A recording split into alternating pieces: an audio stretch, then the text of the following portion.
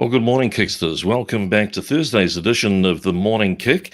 And this is our opportunity to get some inspiration out into the business marketplace. And you're probably feeling a little bit like we're taking another hit, especially with what's been happening in Victoria. So it's time to keep sharing the love, sharing ideas, and making sure that we inspire each other to build our businesses and do better.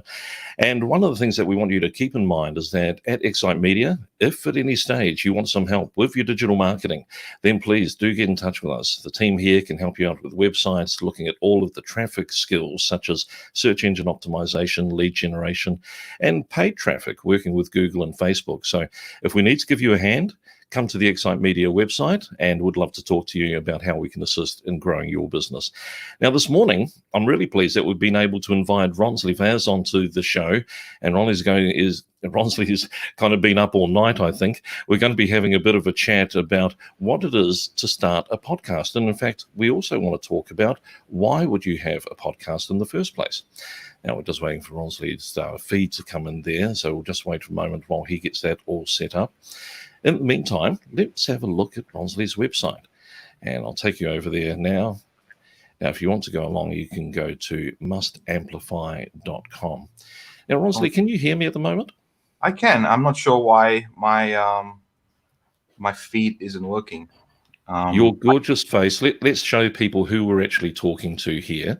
So you may want to try and there we go. He's kicking into gear. And you can see, actually, the photo on the website matches the photo in the webcam feed. So we've got it in one. Ronsley, welcome to the Morning Kick this morning. Thank you for having me. It's a pleasure. We've had to battle some tech issues, but it's a pleasure to be here. Listen, it's been an uphill day for you since about 5 o'clock this morning. Do we want to talk about what was happening at 5 a.m. and who are the happy people in the world? Oh, look, there's latest news just coming in. Apparently, the Arsenal people are dancing up and down. They're happy. It's a 2-1 win. Yes. The crowd may not have been there, but you and I can commiserate. This has never happened to me before, that I've been on a show that actually someone told me that Liverpool lost, and I had my Liverpool jumper on. But it's a pleasure to meet a Gooner, I suppose. I've been a Liverpool fan since I was 8. I watch every single game. Watched the one this morning, and you know what? It's hard to complain where we're at. So. Yeah, I mean, they've had a phenomenal run. You have to give credit to Liverpool FC, just in terms of what they are streets ahead of anybody else. So Arsenal are patting themselves on the back because they've had a horror season. And just to be able to say we beat Liverpool, and I think it's the first time since 2015 at home, if I remember correctly. So it has been fantastic. But Ronsley, we've got you here to talk about all things podcasting. And I want to talk a little bit about your background because, like my wife, you actually have a chef's background. And so at one stage you're, cooking up culinary fare, and now you're somebody who's got a master's in software development. You've been working in psychology, but how did the chef get into podcasting? What was the background there? So I have shiny ball syndrome, Andrew. I go after things, and it's crazy because I've done last couple of days. I've done a few interviews, and this has come up a lot.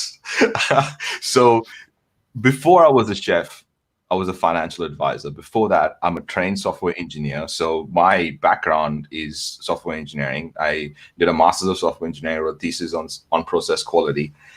And I thought of myself as a 9-to-5 person. Really, I never thought of myself as an entrepreneur. My dad's the entrepreneur in the family, and my first, then I moved.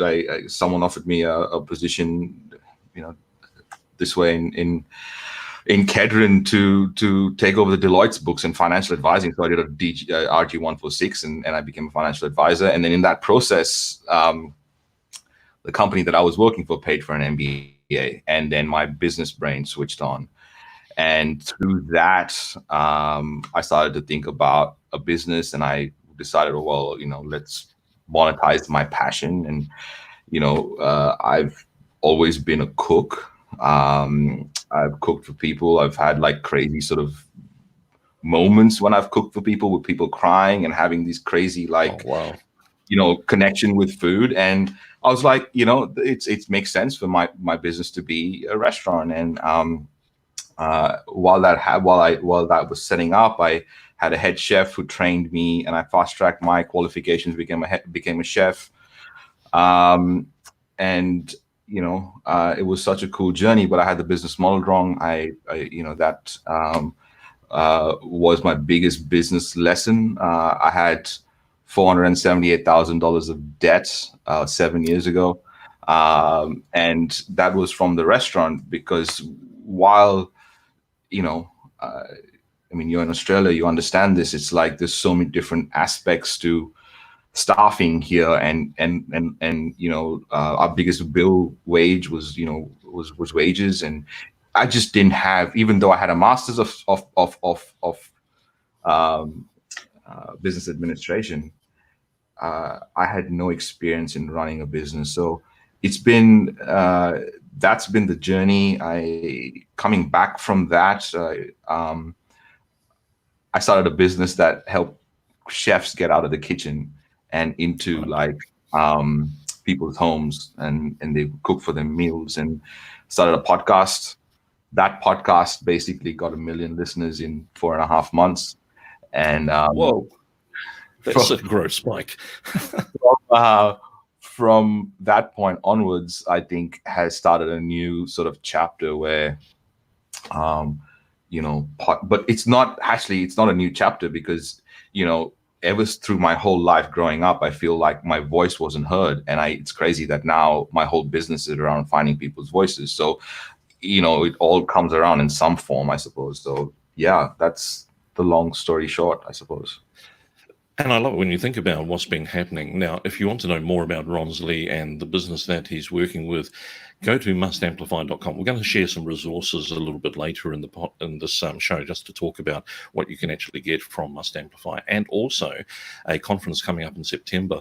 But Ronsley, you've gone from that 1 million spike in 4 months to now having listeners in 133 countries, I believe over 5 million in the audience. That's an incredible opportunity to be able to get your vision, your idea, as you say, your voice out there. Let's talk about it for the small business owner. We want to know whether they should do podcasting. And on one side, we're hearing that this is the latest thing we should do, but podcasting's been around for a while. Why has it had a resurgence lately? I don't think podcasting has been around for a while. I think radio has been around for a while. I think we're still learning. Like, we're not even hit the tip of the iceberg with podcasting. If you look at video, if you look at other mediums and how they have evolved, we take selfies now. Just, it's a thing. That was never a thing. Like, if you think about the evolution of that's images, right? When you think about the evolution of video, then you think about the evolution of blogging. We've not even started to hit the tip of the iceberg with podcasting. And then you add on to that we sing to our children before they're even born. And then you think about the power of voice, and then you add on to that it's the only form of content you can consume while you're doing other things. Everything else, you got to stop what you're doing. You tell me. Yeah, and that's been the power of radio for years, but now it's become the power of podcasting. But you and I both know that in small business, there's a failure rate that many businesses don't survive the first 12 months. And that's because they don't have the foundations right. Let's talk about starting a podcast. We don't want to be the failure rate for podcasts either. And I understand it's less than 10% get past 14 episodes. How do we change that dynamic and help people to really pursue their voice and make sure they continue to get up to their 100 episodes or into the future? That's such a great question, especially for business owners, because we've decided to specialize in giving a voice, obviously, to business owners from a company standpoint, right? From a client standpoint. And it's been really crazy, because the kind of clients we deal with are like artists and actors and politicians, and like really interesting people that do really awesome stuff, but find it hard to like bring the commercial side to it. Or we meet the other side of people who are like, it's only commercial. If I don't get an ROI from day dot, there's no point in me doing this. And this really mixed. Very clinical. Correct. And it's not our fault. I mean, it's just the way, we're brought up in different ways, and certain ways have suited us in the past, but ideally it has to come together.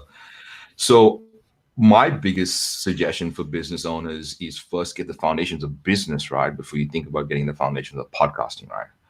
I think To know who everything you are, something more than that. from a business standpoint. Yeah, when you say get the foundations right for business, obviously business is constantly a moving animal, but is it a case of the business owner knowing who they are, what they do, and who they serve? Not necessarily. I mean, that is kind of simple to figure out because you can go to a training and figure that out. What is hard to figure out in business is that there are different elements to business. People go to business school for years to figure out how to work business and still don't get it right. And it's not, a business has got all these foundational pillars of marketing, of finance, of accounts, of team, of culture, of communication. There's so many different aspects to business. And unfortunately, with social media, and because it's the way that we get the clicks, we think it's all about the messaging. It is not all about the messaging. It is actually about the foundations of business, which is underlying all that messaging. So that's what I mean by foundations of business. Does that make sense? Yeah, it's getting to it. I think you're saying that there's a lot of peripheral stuff, but we need to get the foundations right. So if I'm a business owner that has had a friend at a barbecue say, hey, if you're going to improve sales, you really need to do a podcast.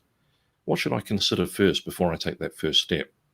Yeah, the first step is, do I have a business that's working? Do I have a client base? Is that all? Am I cash flow positive is the first thing.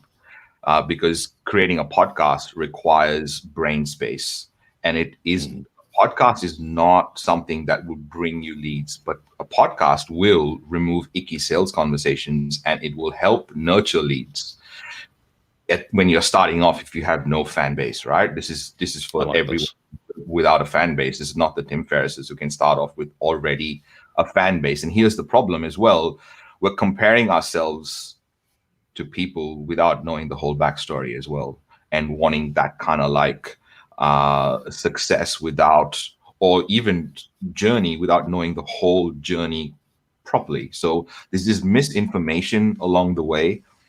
So the first thing is cash flow positive. The second thing is having a sales machine working would be ideal, like a way to collect leads and convert them, and then add a podcast to nurture and grow and partner and platform and media, and then it can tick a lot of boxes. Does that make sense? Yeah, it certainly does. And that was going to be one of my questions is, do you start a podcast in business to nurture your existing client base or to nurture the leads? And you seem to be saying that if you've got your sales machine running, it can nurture that lead flow and probably add to expediting the process of getting somebody from being attracted to your brand to being engaging with your brand, possibly to closing a sale. Well, I'm saying that it is the bedrock of engaging with anything that you do, like whether it is your current clients, your future clients, your prospective clients, your leads, your partners, your everything. It is the place that people come to where they need to they want to find out, they want to hear your brand.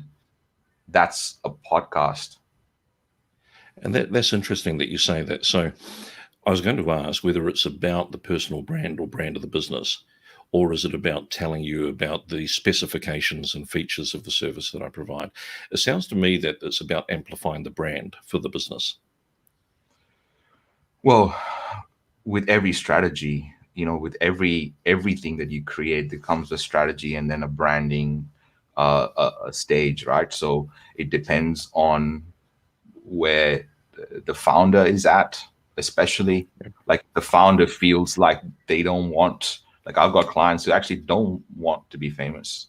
So, they actually don't even want us to use, like, it's so crazy, the kind of like different people are different and they function better differently when we just use their genius in a way that we can actually get them excited. So if we can just create a platform where they get excited, my team can create content coming out people's ears. But if they are not excited, that we can't inject into the podcast.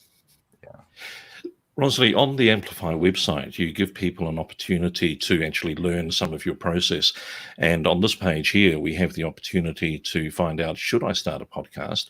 And then be able to walk it through. And you provide resource, you have your own podcasts that are there. Where should I start if I come to mustamplify.com to find out more about starting a podcast for a business? Yeah, I think Should I Start a Podcast is probably the best place to start. If you go to shouldistartapodcast.com, it'll take you straight to that page that you're on right now. And basically, this was a podcast. This was my third podcast, I think, in the evolution of podcasts. And it was the question that I got asked the most. Is like, hey, Ronsley, should I start a podcast? So that's the name. I think we're 200 odd episodes in. It's the best place to consume content from different leaders and amazing humans from who are already in the space. So yeah, it's just like if you're if in your head, if you're thinking, well, should I start a podcast? Then that's probably where you should go. And we've got some resources here on the resources page about a podcast checklist, etc. Just coming back to another question relative to how all of this works. Can you talk to me about B2b clients versus B2C? Some people talk about you do a podcast so that you can get your personal brand and your expertise in the market, which helps you network in the B2B space. That seems to make sense to me. Does it equally apply to the B2C, trying to get to consumers? Well, I think it's basically about people, right? And B2B, obviously, it's never been a better time to be in the B2B space because you can find out who you're marketing to, right? However, in B2C, I think we've got most of our experience from B2C in the sense that all mediums started in this broadcast fashion, right? So we've got a lot of that broadcast knowledge that we can apply here. So I think that the things going against podcasting more than where someone's at in their business actually is what to say, because we struggle with putting our voice out there because in general, I think we've been told not to stand out. We've been told not to, create the ruckus. So it's, and also to layer upon that, I think the problem right now is that you get attacked for anything you say if you haven't thought it through, which is a good and a bad thing. The good thing is that we should be more informed when we say things. And the bad thing is it doesn't give people a place to practice. So I think that whole emotional process of what to say and putting your voice out there is more of a consideration than, where my business is at this point. And I think that is probably something that should be mentioned. Does that make sense? Yeah, it certainly does. And I was just thinking through, you mentioned in there actually having something to say. I think that has to be foundational. What are you actually offering in terms of value to the listener? What are they going to take away? And many of us have expertise that we have accumulated over years, but we just haven't had the opportunity, as you say, to have that voice. So the podcast is that opportunity. Let's talk beyond the actual recording. Once I've recorded something, your mustamplify.com will help people get it into Stitcher, Apple, Spotify, etc. But what else can I do with a podcast that gets the message out to my audience? Well, the best thing about a podcast is that is the content that comes at the back end of it. Like Leanne, how are you? We've got to bring in the guests. If you do want to leave a comment or a question or a friendly hello, do pop along to either Excite Media's Facebook page or our YouTube channel. We'll pick up those comments and put them up there. Sorry to interrupt, Ronsley. You were saying? I forgot what I was saying. Leanne totally derailed my kind of Yeah, thought. I know, Leanne. But basically, that opportunity, we've done the recording. We want to keep getting it out there. How else can we use this podcast to get the message out? Yeah, I mean, the best thing about podcasts is that the content that it generates on the other end, because you can just, and especially with an interview style show like this, right? It's like it's a conversation. We've been trained to have conversations since we were kids, so it's so easy to be able to be yourself or as transparent as you can be in a conversation, and then at the back end go, well, what content can I get out of it? And there's so many different ways to do that. Like some our clients, for example, like I think we create between 72 and 150 unique pieces of content from one piece of audio. That's amazing. That includes social across everything. There's articles, there's slide decks, there's anything and everything can be created, emails to the database. So it is a content generating, like it's a machine, right? So yeah. That first one, Darren O'Lean show, that's a crazy story because we just found out. So last week, his Netflix special just went live and he got into number one. Wow. And his podcast has lost its mind. What a great story. He's only like 9 episodes in. So yeah. And it's amazing how that leverage can come. I was just following one of the true crime podcasts the other day, and the gentleman appeared on the True Geordie podcast, and he was saying that when he first started, he only had about 10 or 30,000 subscribers. And I went, what? 10 or 30,000? I'd be happy to have 1,000. So there he had 10 to 30. He went on True Geordie and it escalated up to 300,000 subscribers. So leveraging and working with these partners is so important, isn't it? Massive. It's like, if you have the catalog and you already have that in play, when something big happens, it's the best thing ever. Like, and Darren O'Lean is a great example of that. Fantastic. Well, listen, make sure you do go to mustamplify.com and find out more about the services that Ronsley and his team can offer, as well as being able to subscribe to some great content that's available through some of their partners and clients. Ronsley, let's circle back to what's happening in September with We Are Podcast. This is an event that's coming up on the 17th and 18th. Does this apply to anybody? What can I get out of coming along to wearepodcast.com? Yeah, great question. So we found out yesterday that Qantas has canceled all flights out of Australia until March 2021. So we had LA in November booked, November 12th and 13th, LA at the Westin. We Are Podcast booked. But as of that announcement now, that has been canceled as of yesterday. This is all obviously. It's such a moving animal at the moment, eh? This is brand new information. I've not even had a chance to get the graphics back from the designer about the decision. So, and as a result, instead of the September event, we're doing like a House Sessions 2.0, which is in November. So the same House Sessions now is going to be on November 5th and 6th.